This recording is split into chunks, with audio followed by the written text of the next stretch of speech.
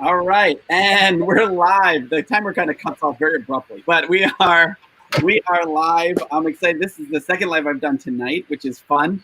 And I am here with Erik Francis. And Erik, it's been cool. We were chatting a little bit beforehand about some things in common. I just thought that it was neat. Your Van Halen and my Pink Floyd shirt. It's kind of going to be a cool conversation. We're rocking it out. We're rocking it out today, pretty much. Yeah, I mean, I'm a huge Van Halen fan. I've been a Van Halen fan since I was 10 years old.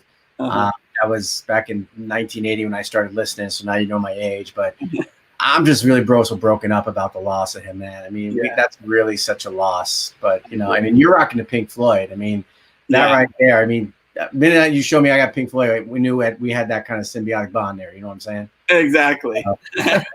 So, but Erik, for those of our listeners and people who are going to watch the replay and anyone that's on live right now, for anyone that might not know who you are or what you do, would you just take a minute, just introduce who you are, what you do, and let's get started that way. Sure. Well, again, I'm Erik Francis. I live out here in Scottsdale, Arizona. I'm originally from New York. We were talking about that before the show.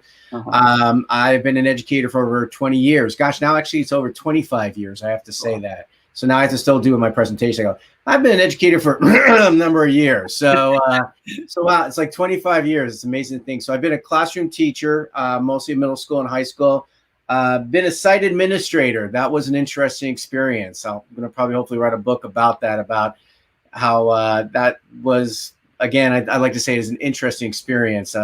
My grandfathers were NYPD officers, and they were very proud of me when I became a site administrator because I became the police officer they always wanted me to be. I was using their interrogation techniques to figure out who skipped fourth hour, who was in the bathroom. Yes. By the way, if the tips of their ears turn red, they're lying. My grandfather taught me that. Oh, there you go. Yeah. So after that, I went to the state education agency out here in Arizona. I work for the Arizona Department of Education. I work with the Office of Language English Acquisition Services. That's a tongue twister there. Working with ELL students. And then I worked in Title I and started helping schools set up their Title I programs from state perspective. And then in 2012, a lot of people kept on saying, you should go and consult. You should go and consult. And I'm like, well, I got a family. I got, the supports. But I took the leap. I got an anchor job at a local charter school and consulted on the side. And it went from this anchor job to consulting to like this. So I started out as Title I consulting. And then I went full time for my company, Maverick Education. It's named after my daughters, Madison, Avery, and Amanda. And also, I'm a fan of the 80s. I mean, you can tell from my shirt. So you probably guess what my favorite movie is, Top Gun. I can't tell you how bothered I am. I got to wait another year for that sequel I've been waiting 35 years for. And, I always wanted to be an education leader. And that was one of the things I think that kind of shocked me and disappointed me when I became a site administrator, was that the big thing that we always kept on talking about in our administrative training was being an instructional leader. And I felt like I was anything but, I felt like I was more so being a site manager or being a disciplinarian than being an instructional leader. And I'm really glad I just kind of discovered this track. And I've been doing it since 2012, so it's 8 years. And what I did was, before this pandemic, I used to travel all around the country, around the world. I've been to Singapore and Malaysia, and I work with schools. I presented conferences. I've been a keynote speaker. I've been a featured speaker, and just really been blessed to have this opportunity to really share a message out there to help teachers, to, help them look at education maybe a little differently and divergently. And yeah, I mean, knock on wood, it's still going strong with all this craziness that's happening out there right now in the world with the pandemic, because we're all like in this different mindset right now. We're all in this different place. I mean, and understanding as well what the teachers need. I mean, everyone's like on a Zoom thing like this, and the only way you can get professional development these days is from this. And there's not really a lot of demand for it, to be honest, because and as a PD person, I get it. You're teaching all day on the screen, and then 2 hours to learn from me. Okay, this is how you're going to ask good questions, and depth of knowledge is not really what you thought it was, and it's actually really this, and you're just like, oh my gosh, it's like overload set, so we've got to understand it. That's why I love what you're doing, man. I mean, you're giving these brief yet deep trainings out there, and allowing people not only to share their ideas and their voice, but also to allow people to learn from each other and connect with each other. And that's really what this is all about, man. It's all about getting out there, trying to spread a good message, trying to, help do what's best for kids, but also, really, really invigorate what's happening. And I want to thank you for, again, you have come up with such an innovative thing. And I know for me personally, and I know a lot of people are doing this as well, they're very, very grateful to you. So thank you so much. I want to say that. Oh, thank you. No problem. I'm just honored to have so many people take part like yourself and offer such amazing content. I like, for me personally, I'm not one that would consider myself a speaker or presenter, but I like to surround myself with people that are very good at it. And that's kind of where this kind of came from, right? It was like, all right, let's get speakers from everywhere that are really good and have a lot of great information that I don't know about, and let's put it together and see if anyone else wants to know about it, right? So but that's a great thing about you doing is that you're making a connection like that. And that's the magic of it. I mean, what you do when you do these kind of PD things, and when you become like, I don't hate the word education consultant, because it kind of makes you sound like, you got snake oil and magic bullets and stuff like that, and you don't. You're actually there trying to help people. You're not trying there to sell something. You're actually trying there to help people, and to help people do well and be better than what they are right now. I mean, when you come in as a PD person, you don't even want to come in and be like, okay, this is the way to do it. You want to be able to like help people find their way. I say a thing where it's like, why is it we differentiate instruction, but we don't differentiate professional development? Yeah. And that's kind of thing. But what you're doing, I mean, that's a magic and a gift you have. And that's something that, you get out there and share it. And whatever you do well at, you can turn that into something and just spread the message and be just like what all of us are, and you're doing. That's really the big thing, is that, believe in yourself with that. And you're doing a great thing for everybody, Chuck. So thank you and kudos to you. Oh, thank you. Thank you. And I'm actually honored just to have you here tonight to talk a little bit about some different things. And we were chatting earlier about, I know that you talk a lot, and in the summit you've done presentations on depth of knowledge and questioning and some other things as well. But I'd like to actually start, because I think a lot of times, especially if someone is either new to depth of knowledge or they don't know what DOK stands for, things like that, they can be told something or given something that someone thinks maybe this is what depth of knowledge is, so here you go, and they just believe it. But I'd be curious to kind of pick your brain a little bit about what depth of knowledge is not. I know that you talk about that a lot, so you can help kind of fix the misconceptions of what depth of knowledge really is. And as I was watching through your sessions, you do a great job of really breaking that down. But I'd love for you to talk on that. What depth of knowledge is not? Bottom line, it's not about a verb. And that's the big thing. And that's the hardest thing to help people understand, for two reasons. And one is no fault of teachers, and the other one is completely the fault of the system. So let's start with the no fault of teachers. For 50, 60 years, we have been really focused on the cognitive actions, what we call the Bloom's verbs. And taxonomies like Bloom's, they rank cognitive actions as higher and lower, which means you've given a value judgment to it and what's more preferable. The problem with verbs is that verbs are very abstract and have multiple meanings. When you get a Bloom's taxonomy framework, you get the 6 levels, and then you get all these verbs underneath it. And sometimes you can have the same verb in multiple sections. Like if you look closely, you'll see that explain is under the levels remember, understand, evaluate, analyze. I did that out of order. And even create, I've seen it.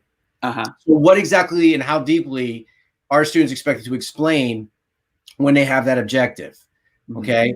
And even create, we think that, if they're create, it's at the tip of Bloom. So that's the highest level of thinking. Well, not exactly, because, it depends on what exactly and how deeply you're creating. So if I said create a chronological sequence of multiple events, that's a timeline. And all you're doing is listing information creatively. Right. If I said create and use a chronological sequence of multiple events to compare developments that happen at the same time, Now I'm a little deeper. Okay. Now, if I said create and use a chronological sequence of events to analyze connections between development events, now I'm a little bit deeper. To create a chronological sequence of events to evaluate the impact of these in broader historical context. So I'm still saying create, but the level and depth in which I'm creating, that's depth of knowledge. And that's what they mean by it's about what comes after the verb. So when you're looking for the depth of knowledge, you're looking at what's that verb of that learning intention, identify that first verb and just put it aside. Okay, now you got your level of thinking. Now you got to look at what's the instructional focus. And that's generally the first noun or noun phrase that comes after it. So in this case, it would be like chronological sequence of events or chronological sequencing. That's the instructional focus. Okay. And then I'm looking for the instructional purpose. That's all the words afterwards. What I do with depth of knowledge is that I basically have teachers deconstruct the standards, not unwrap. It's not the circle the verbs, underline the nouns. Yeah. Now it's like you circle the verb, you put that aside. Now you look at everything that came after that verb, and you got to ask yourself, what exactly and how deeply does it demand students to demonstrate their learning? So if you remember before I said, why is it we differentiate instruction, but we don't differentiate professional development?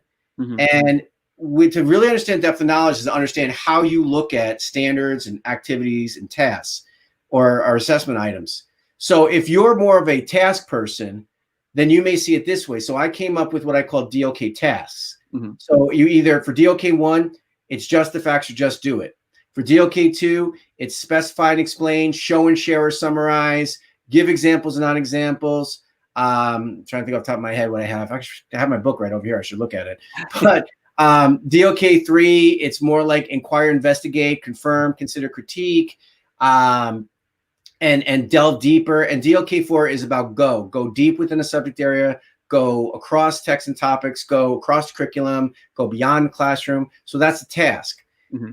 The skill is what is the mental effort or processing you have to perform. Okay. So DOK 1, all you got to do is recall information, recall how to. DOK 2, you're either applying knowledge, concepts, and skills, or you're using information, basic reasoning. DOK 3, you're thinking strategically, or you're using complex reasoning supported by evidence. And DOK 4, you're either using extended reasoning supported by expertise or thinking extensively. So you're using that, and that kind of makes more concrete what it is you're supposed to, the kids are supposed to do, and the kids understand as well. Yeah. And if you're more of an outcomes person, you're looking, okay, how they have to respond to it. A DOK 1, you just have to answer correctly.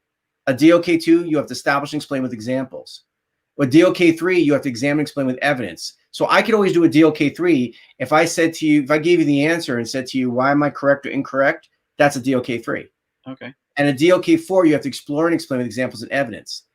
It's how you see it, and that will designate the DOK level. So that's the one thing. So it's basically how we teachers have looked at it. Looking at the verb is not incorrect or wrong. I want to make that clear. Okay. But it's not depth of knowledge. The second thing is that wheel, the DOK wheel, we're all given as part of our comic. Did you get it? The DOK wheel? I have gotten that before. Yeah. It's completely inaccurate. It's actually based upon this wheel called the Hot Wheel, the higher order thinking wheel that Barbara Clark, a gifted specialist, created. The only difference between the Hot Wheel and the DOK wheel is that Barbara Clark's wheel has 5 spokes and the DOK wheel has 4. Norman Webb has refuted it. Karen Hess has refuted it. I refuted it. The story behind the DOK wheel is that depth of knowledge was never about instruction. It was all about assessment for alignment studies. Okay. So what you do is you would code your standard, you would code your item, and you would compare it against each other and either fully aligned, acceptably aligned, or insufficiently aligned. Mm-hmm. So when Florida adopted that as their tool for alignment studies between their standards, the FCATs and the Sunshine standards, they said they're going to do depth of knowledge instead of Bloom's taxonomy. So some teacher, because we need our graphics, uploaded that wheel to the internet and said, this is depth of knowledge. Okay. And I've talked to Norman Webb, and he said, yeah, I just started seeing that, in Florida when I was doing work down there.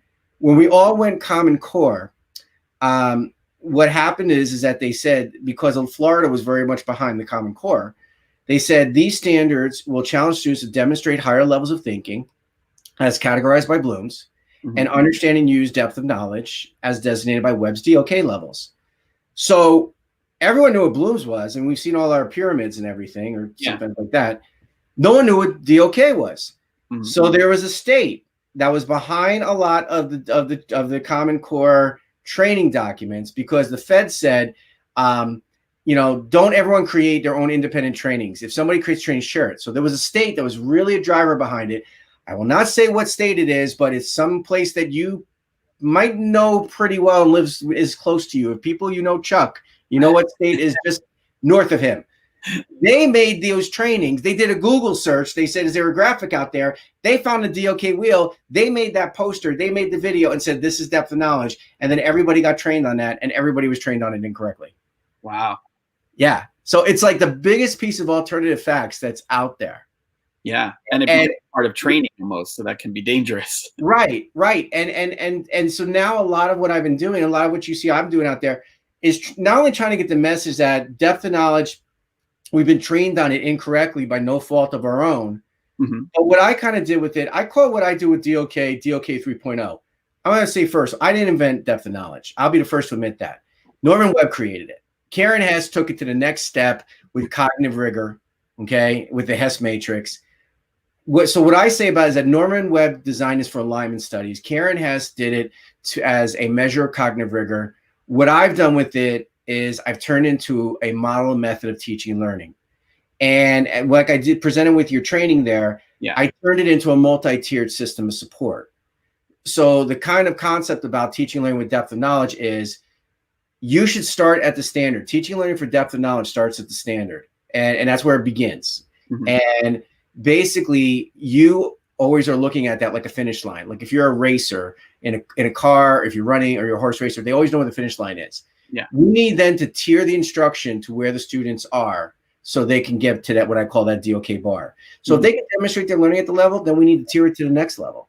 If they can't, then we need to tier it to where they are to identify what their strengths are. So I'm writing a book on depth of knowledge. It's going to come out in Solution Tree next year. And I have a thing I call the 4 tenets of DOK that's going to be in the book about, it's not just a delivery, it's a belief. If you believe that all students can demonstrate proficiency and you believe that all students can be guided and supported to demonstrate their learning to and beyond proficiency, then depth of knowledge will work for you. And that's huge. We need to really believe that all kids can demonstrate proficiency and that all kids will be guided and supported to demonstrate to and beyond proficiency. So that's kind of my little thing. Not little, it's kind of long I kind of took, huh? But the thing about depth of knowledge. So again, if you got the wheel, burn it, throw it away. It's inaccurate.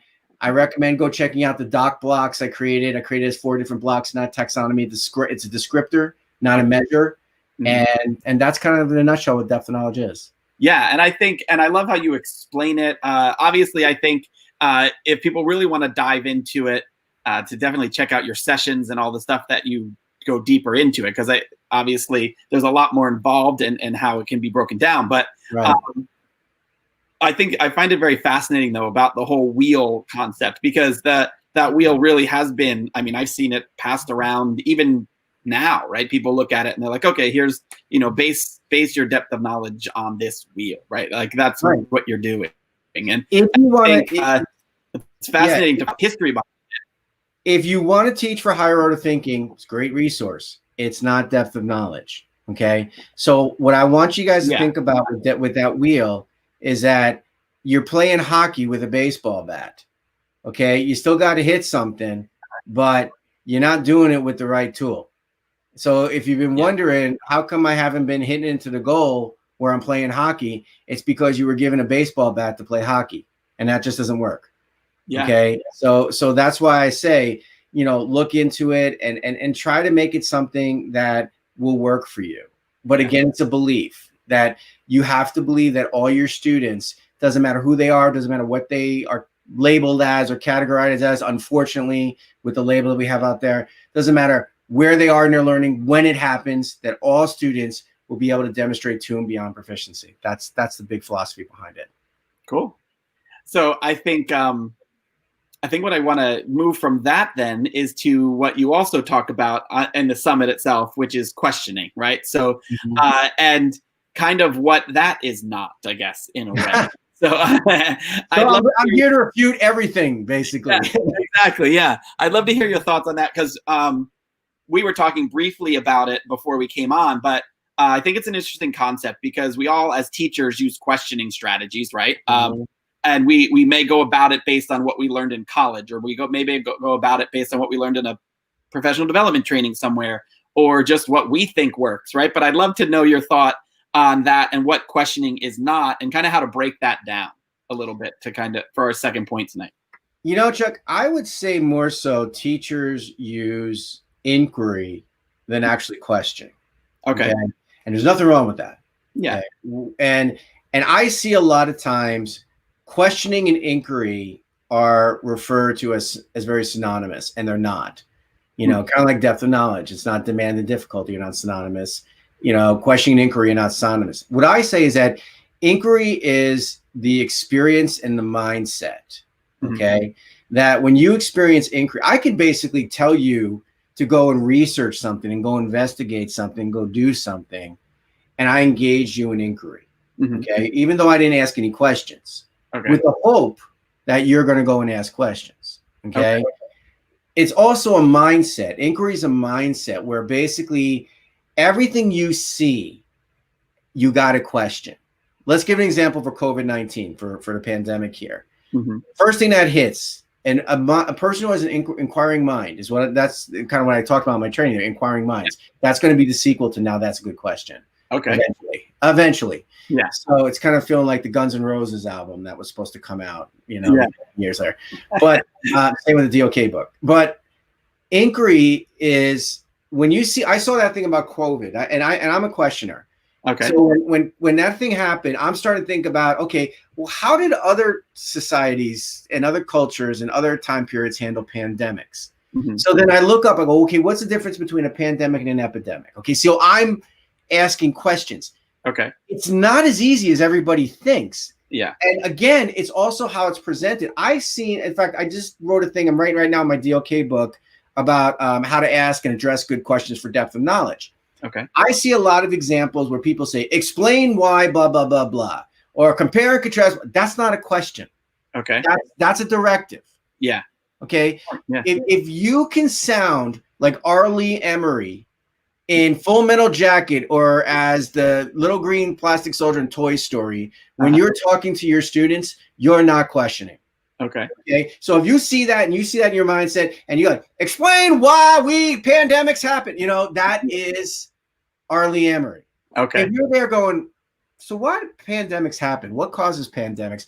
That's more questioning. Okay. So, and you use the question, and traditionally in education and generally in education, we use questions to assess. We don't use questions to instruct. When I talk with questioning, what I would do is basically I would go in there and I would just walk in my class and go, so how did Edgar Allan Poe create an entire genre of literary fiction? The kids go, I don't know. I go, I don't expect you to. I just started the lesson. Yeah. What if I told you that Edgar Allan Poe was the first person to ever write a detective mystery story about a sleuth who used deductive reasoning to solve a crime, and that sleuth was smarter than the police? And what if I told you that 50 years later, Sir Arthur Conan Doyle, who created Sherlock Holmes, admitted he was influenced by the character Sir Auguste Dupin that Edgar Allan Poe created years before? Now I got the kids interested. Now I got the kids curious. Now I got the kids, okay, what is this about? What and I used to let them even back in the day, I used to let them, this is a tool for instruction, not a weapon of mass distraction. Okay. We did the same thing back in the day. We called them notes. Okay. You and I were wearing rock shirts here. When we had our textbook open, we used to put it underneath our desk or put it up. And I had the Hit Parader magazine there to find out when the next Van Halen album was coming out, or maybe, talking about Pink Floyd coming back together. So we need to use this as a tool for instruction. And that's really what's interesting, especially what's going on with the pandemic right now. Everybody's home with devices, but we're not using the devices to their potential. Yeah. This would be such a student-centered experience if we could just even ask questions and they go and Google it. Okay. Yeah. Like that question I asked, or I said, how can a proof of the Pythagorean theorem and its converse be explained? Google it, come back, put it in your own words, What was the site you found that from, Chuck? How do you know that's a credible site? Okay, I want you to go out there, and now I'm going to ask you this question. How could the Pythagorean theorem be used in a real-world scenario situation? Google it. Pythagorean theorem, real-world scenario. Wow, I could use it to play baseball. Wow, I could use it to put out a fire. Yeah. Wow, I could use it to determine the TV size I have. That's questioning. Okay. If you sound like you're R. Lee Emery, if you sound like a drill sergeant, you're not questioning. You're doing inquiry because you're directing them to, okay, I want you to go find this out. Go find these questions. Yeah. Questioning, just come on in. Yeah. And you encourage the kids and just why. And I did this when I was in Singapore. It was very, very interesting because they had a challenging time to really get into that inquiry approach, that inquiry mindset, that questioning, the delivery. And I said, I want you to watch that person's face. And I said this, I said, explain to me what's the difference between inflation, deflation, and recession. It was an economics teacher, and the person went like this. Okay. And they bowed their head. Yeah. I said, what's the difference between inflation, deflation, and recession? And they lit up. And everyone's like, oh my gosh, his face just lit up. Yeah.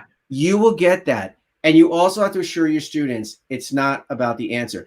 It's okay to say, I don't know. Even as teachers, it's okay to say, I don't know. And it's permissible.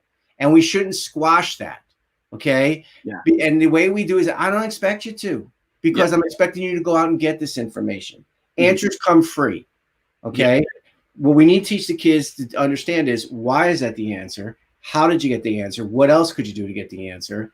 And now that you get the answer, what could you do with it? So that's kind of what I talk about in terms of questioning. That inquiry is an experience of mindset.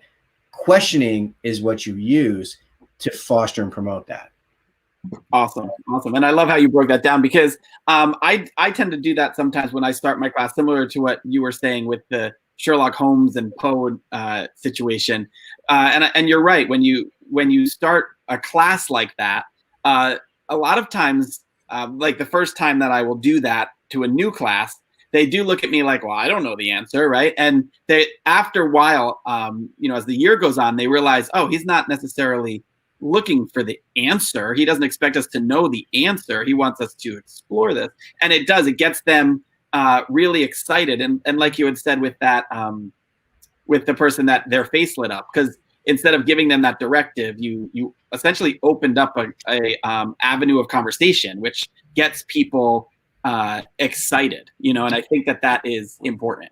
And the more creative you can get with it. I mean, I have taught high school. I taught middle school and high school, but I would ask all these creative questions. And high school, it's tough to get the kids to read. I was an English teacher. I got the kids loving the Scarlet Letter, believe it or not, because I said, guys, we're going to explore 2 questions here. The big question about the book is this: how does the Scarlet Letter address the themes of guilt socially, stereotypically, religiously, and psychologically through the 4 main characters?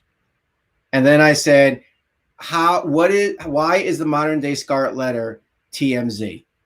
And they went, what? They loved it, because what I do is, okay, what is social guilt? And that's, okay, boy to girl get together, you have a relationship, rumors go around, who's the hero, who's the other thing? And they go, oh, that's like Hester Prynne. I go, right. Now, what about stereotypical guilt? Okay, think about Pearl. Everyone's like, oh, poor Pearl. She had a bad life. It's why she basically doesn't have a dad. That's why she acts that way. That's called social guilt. You have that remorse. Religious guilt was Dimsdale, because with religion, and the kids realize it, you torture yourself with guilt. And what did Dimsdale do? He whipped himself with the A. He was torturing himself with the guilt. And Chillingworth was psychological guilt, which is fascinating because psychology wasn't even a science back then. I would tell them that. And the kids would all get excited about it, because what happens in psychology? Tell me how you feel. Why do you feel this way and everything? Now, the TMZ, what they realized was that if you've read the Scarlet Letter, the meaning of the letter changed because of how Hester did it. And I said, that's actually an American thing to do, because what happens is, from a lot of people, you get success from scandal. And some people don't remember your scandal, but they basically recognize your success. Interesting. And it's actually a great lesson with it. And that's the thing, is that with questioning, you just get them excited. And it doesn't even have to be that, that coolness factor connection. Like I said, like this, I said, look, one time we were reading A Night to Remember by Walter Lord. It's about the sinking of the Titanic. And I said, what if I told you there was an Egyptian curse on the Titanic and that's why it sunk? And the kids are like, what? I said, yeah, that's one of the rumors about it. And that's what we're going to go investigate. What's factor fiction? What's factor false? And that's the lesson I taught with it. And we read the book, and then I had them go and compare the end of the book, Night to Remember, to the end of Titanic for two reasons. One, the book starts where the boat hits the iceberg. And two, I loved my job too much to show all of Titanic, so I didn't show that whole scene. Yeah, of course. And my kids pushed it. They were like, oh, come on, man. We're sophomores. We can handle it. Yeah. So I said, okay. I said, you're going to have to write a paper if I show you that scene. How does that scene represent Rose going from 19th century Victorian woman to 20th century modern woman? Mm-hmm. And they're like, forget it. Just don't show the scene. So, but that's the thing about questioning and have fun with it. It's not about what do you know? It's about what could you learn? And that's the big thing with questioning. Awesome. Erik, I think that both all of the explanation with, or I guess the overview of DOK, what it isn't and what it is, as well as the questioning that you gave is awesome. I hope that people will dive deeper into your sessions that you have for the summit, but also everything you're doing. So I'm just curious, is there a way that people could reach out to you or find more information on what you're doing? What would be the best way for them to do that? Well, the best way to contact me is to go to my website, and that's www.maverick. There it is right there. MAVERIK education.com. There's no C's in Maverick. It's like my name, ERIK, MAVERIK education.com. Mm-hmm. There you'll find the book I wrote. Now that's a good question from ASCD. You'll find all my DOK stuff. You'll find my 60-second PD videos. You can contact me there. And just feel free even like to email and say, hey, man, I'm working with this. Can you give me some advice or recommendations? So, again, that's the one way to do it. And also, hey, follow me on Twitter. I'm at Maverick, MAVERIK, EDU12. And just, tune into the sessions I have on your site. And, again, I want to thank you again, Chuck, for this opportunity. You should know how much you're helping people, not only just teachers out there, but helping people do what I do, because we don't have that forum anymore. All the conferences have been canceled. Yeah. And there's no, and they're still struggling how to do the virtual, platforms. You got it. And you did this before, this whole thing happened. You started this last year. Yeah. You were doing amazing things. So again, thank you and kudos to you. And people, I hope, are really thanking you as well. Not only just the presenters, but also the participants, to say thank you for this resource, because this is really valuable and you really provided a great resource. So I thank you, man. Oh, thank you. And I hope everyone will, if they haven't signed up, that they do, at teachersummit.com, and they can get registered. And I'm excited to see how it keeps going. And I'm glad that it's helping people. Thank you so much for that word of encouragement as well, because it's a lot of work, but I think it's worth it in the end. So definitely is. You're doing a great job, man. Thank you. Again, I'm really grateful to you. Thank you. Well, thank you. And I guess we'll wrap it up, but thank you again for tonight. Thanks to everyone else that's been here with us. And if you're watching the recording, make sure that you head over to maverickeducation.com. There's no C, remember that. And then Maverick EDU12 to follow Erik on Twitter and reach out. I know that you are genuine in saying that, because I've reached out to you as well, and that's kind of how we connected in the first place, right? So I would encourage anyone to do that. And thanks again for tonight. Thanks, buddy. Thanks for having me, and God bless, and stay healthy out there, everybody, guys. All right. Talk to you all soon.